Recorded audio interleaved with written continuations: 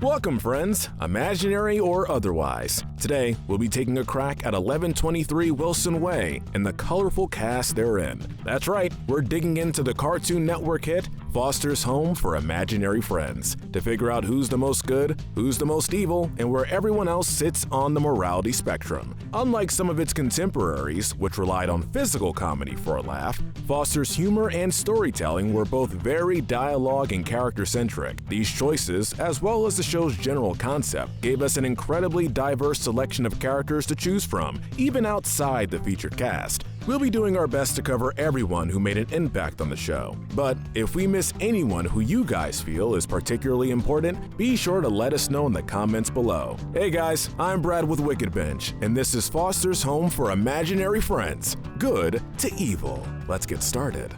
Fine, then it's on!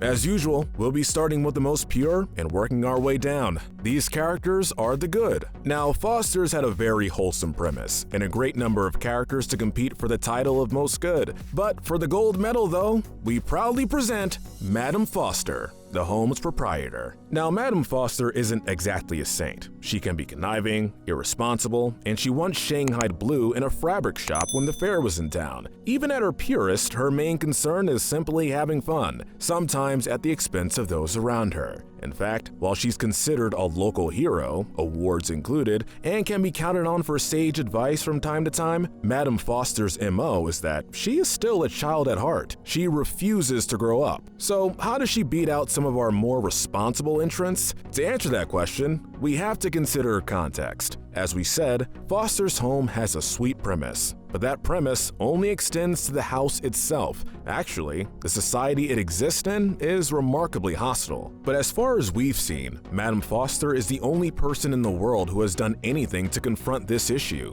She actually opens up her heart and her home and her purse to house, feed, and clothe these abandoned entities and find them new families whenever possible. To consider Madam Foster is to consider her imperfections, but also her mission. She's someone who has, through her life, maintained sympathy for the plight of an otherwise helpless public, all because she never grew up. Quite honestly, that's nothing short of revolutionary. Our silver medal goes to everyone's first thought when they hear the words Foster's and good in the same sentence. It's Wilt. Wilt is one of those unique cases who's simply too good for his own good. For example, it takes him an entire episode to enunciate the word no, and once made it clear, he would be happy to drown in quicksand to spare his friends the rescue effort.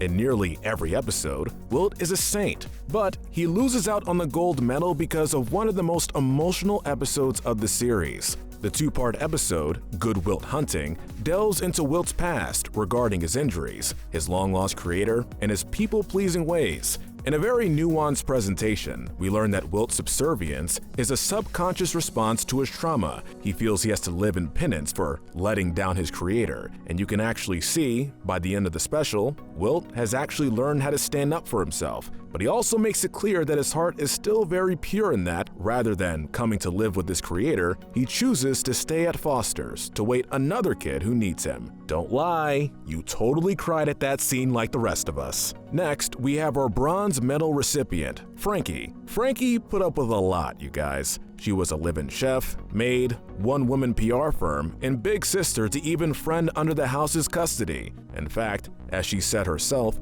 her job was arguably the biggest part of her life, and she rarely ever complained, even when her personal ambitions or her social life had to take the back burner. More than that though, Frankie believed in the good of people, one of the many things that put her at odds with her employer, Mr. Harriman. In fact, Frankie's relationship with Harriman was easily her most stressful. His tendency to demean her and treat her as a child tended to exacerbate a certain temper in her. For her few outbursts and her subtle conniving streak, Frankie was universally loved by the friend of Foster's, bearing Duchess, and took her role as caretaker seriously. She also stepped in as a caretaker for Mack. She was also sought after by World for her kind and fun personality, and was the only one able to calm him after the climax of Destination Imagination. I think deep down, we all wish we had a big sister as cool as her. Then there's Mack. the 8-year-old protagonist and perhaps the purest imagination Foster's has ever seen.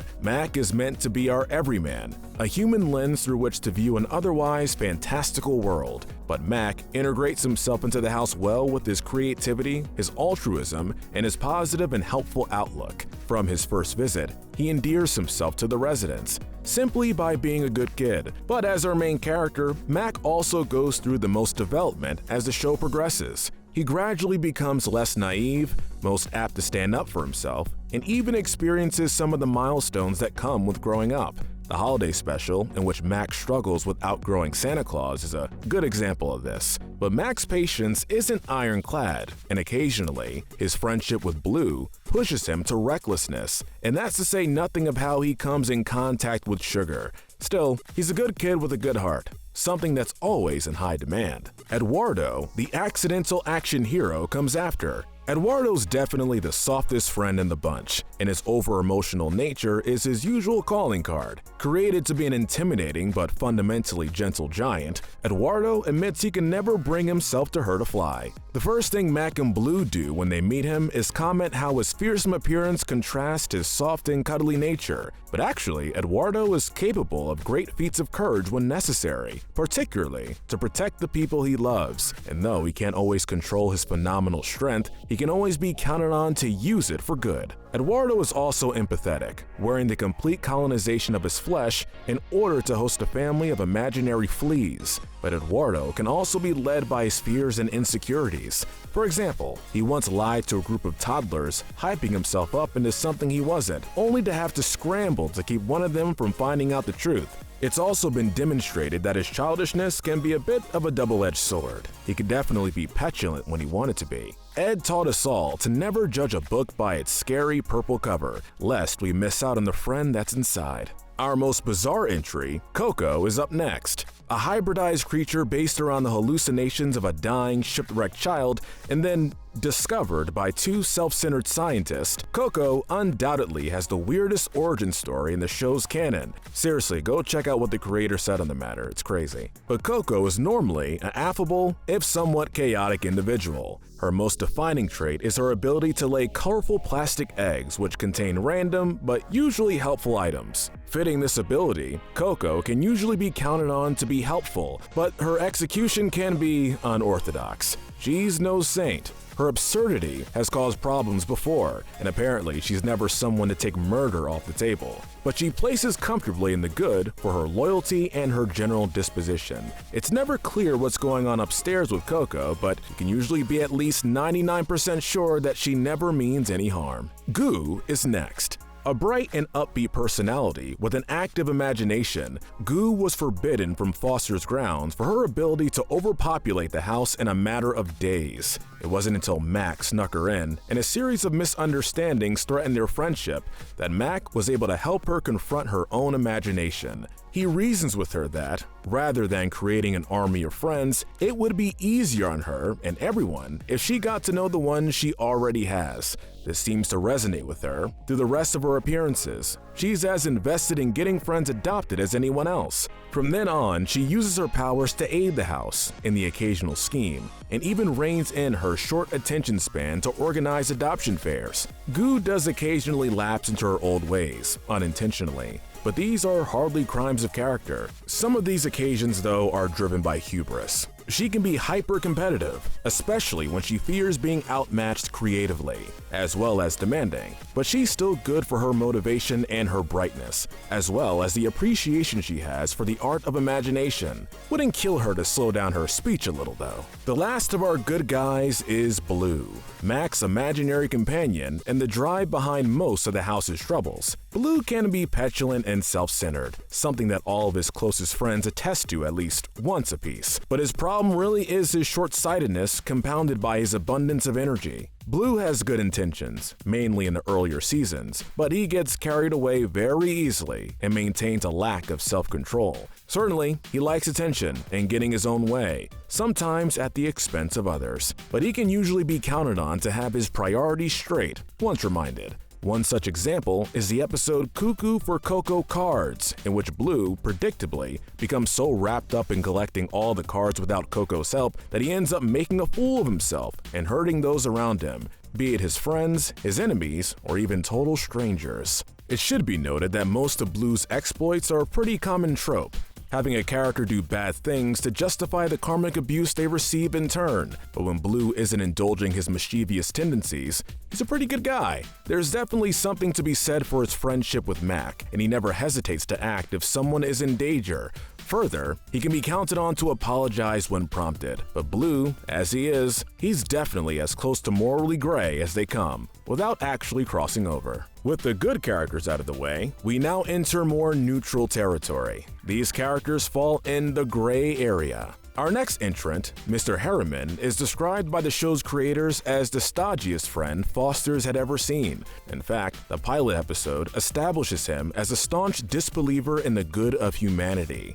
He considers it a regretful fact of life that children simply tire of their imaginary friends and abandon them. On top of this, he serves as the business administrator of Foster's and does spend a considerable amount of energy trying to have Blue taken out of their custody. But the same episode also demonstrates a subtle blink-and-you'll-miss-it nod to another facet of his character, this side remarkably softer. The moment takes place shortly after Duchess swoops in and snatches a chance at adoption away in front of all the friends in the house. Mr. Harriman doesn't react with any outward sympathy towards his despondent charges, but he does stay behind to see them off.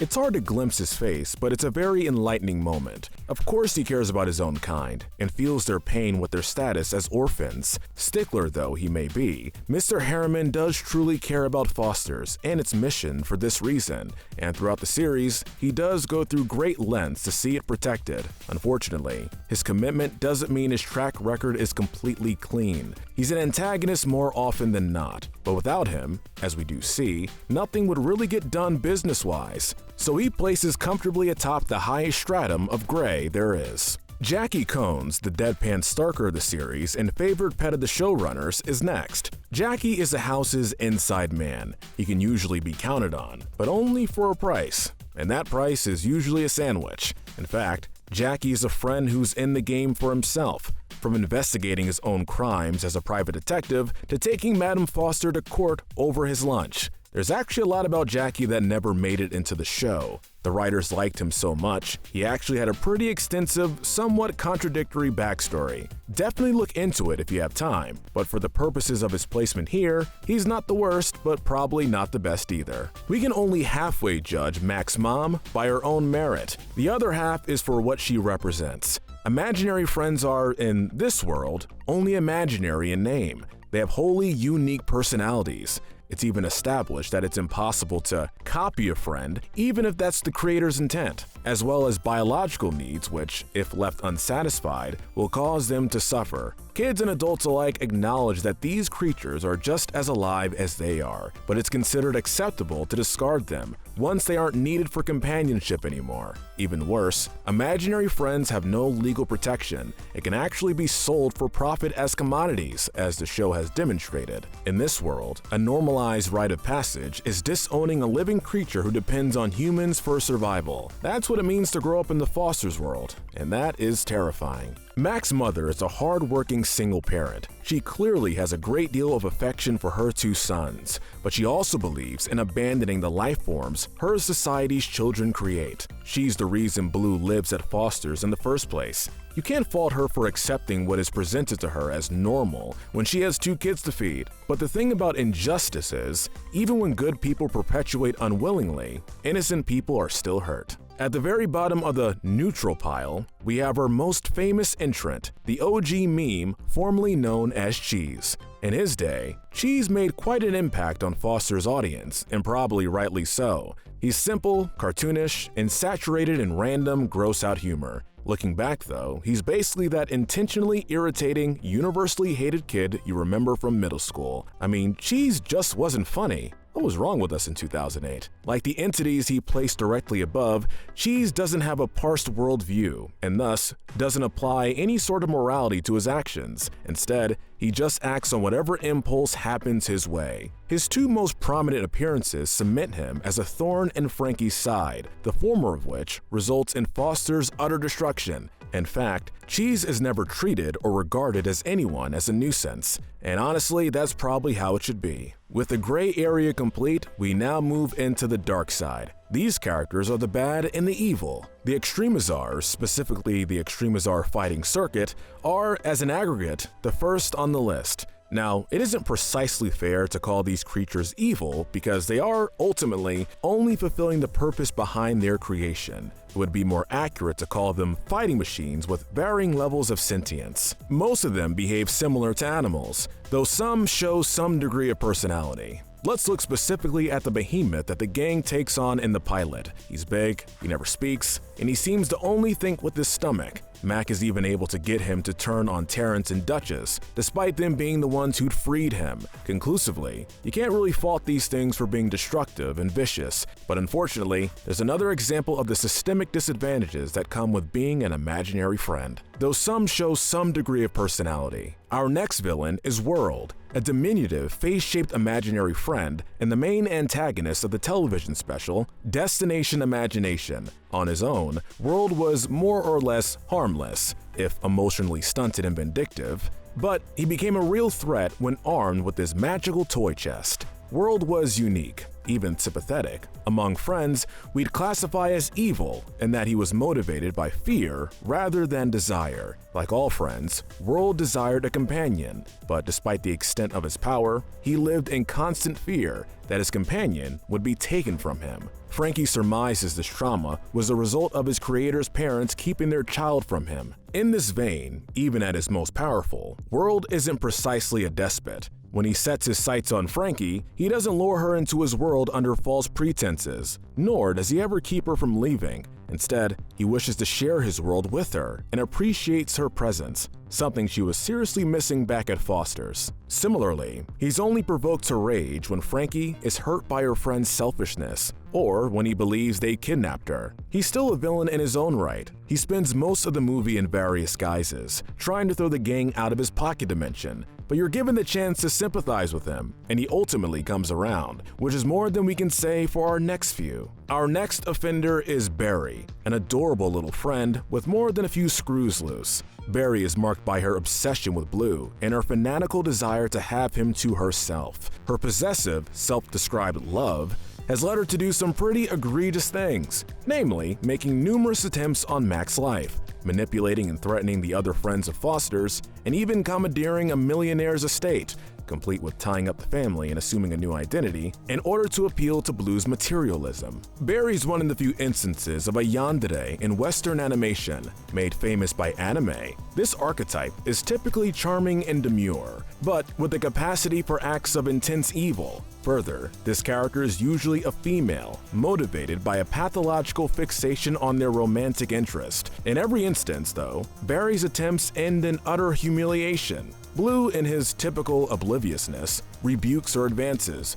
once he catches on, and Barry is always carried away, quite literally, in her ensuing tantrum. The show's very first antagonist, Terence, takes our bronze medal of bad. This kid's your typical mean older brother, whose favorite hobby outside of soap operas is torturing Mack. In fact, though it's his mother that ultimately pulls the plug, Terence is one of the biggest reasons for the family throwing Blue out in the series pilot. He's unfortunately just one of those punk kids who isn't really happy unless he's making other people miserable, and even allied with other villains in an attempt on Blue's life, just because he knew how much Mack cared about him. Blue further demonstrates this desire extends beyond his immediate family, and he's happy to work as a bully for hire. He never gets away with his actions, nor does he, but he does fall as low as he might, though for about the same reason you would expect. He usually isn't smart enough to do any lasting damage. Still, Mack says it best, the guy's a jerk. The most forgiving among us might excuse Terence's actions as the outburst of an angry teenager. You definitely can't call our silver medalist anything but pure evil though. It's our royal Duchess, aptly called the Duchess of Wales, in one eponymous episode. A blue-blooded pedigree with an omnipotent sense of entitlement,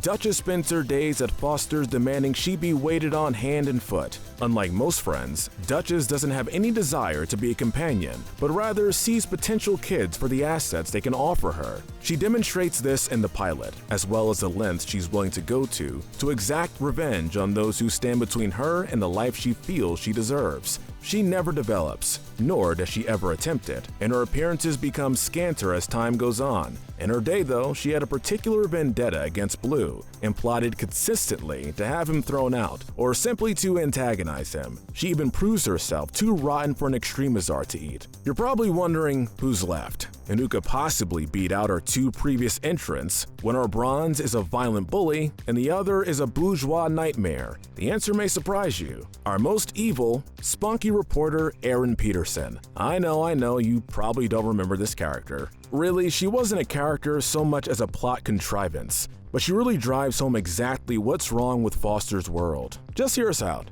Aaron Peterson is presumably the top news anchor in the city Foster's is located in. She's been in league with Foster's before, usually by appointment, but does allow a few minutes of some of her bulletins to helping friends get adopted, and at one point, she agrees to do a piece on Foster's after Frankie spends a few weeks petitioning her. Peterson doesn't display any surface-level malice in any of her appearances, nor does she appear particularly intelligent, as Blue is able to fool her with his terrible acting. Despite her affability though, Peterson is the pinnacle of what's wrong with her society. She is conscious of it, and even sympathetic to, the plight of imaginary friends in her community. But despite being a prominent cultural figure, thanks to her station in the media, she does nothing to alleviate it. Instead, she actively profits off of it without any second thoughts. The best example of this is in The Big Cheese, where she and crew arrive for a piece on Foster's shortly after Cheese has destroyed the house. Without missing a beat, she turns the story into an expose, and Frankie has to be the one to make that work in their favor. The reporter doesn't place where she does because she's a bad person, only by what she represents. After all, those who are silent in the face of oppression, by default, choose the side of the oppressor. To do so with the power at her disposal is no war crime, but it's significantly worse than any other crime on the list. So for that, spunky reporter Aaron Peterson, here thy shall be condemned. Foster's Home for Imaginary Friends was a really cute show. The character models were consistently surreal and adorable, the colors were all cheerful, and the writing was light and fun without being irrelevant. There are significantly few truly bad characters, and in this vein, it's very much in keeping with real life. But in passing, Foster's also calls attention to another, less savory fact of real life, involving societal structures. Sometimes evil doesn't take the form of a character you can categorize as bad on a moral scale. Sometimes evil is a system that leaves people out, and the villains are those that choose not to speak out against it due to convenience. It's a lesson we should all keep with us for the future. But what do you think? Who's the most evil character in Foster's Home for Imaginary Friends? Let us know in the comments section below. Make sure to hit that notification bell and binge our Good to Evil playlist, where we break down the morality of the characters in your favorite shows, cartoons, and movies. But most importantly, stay wicked.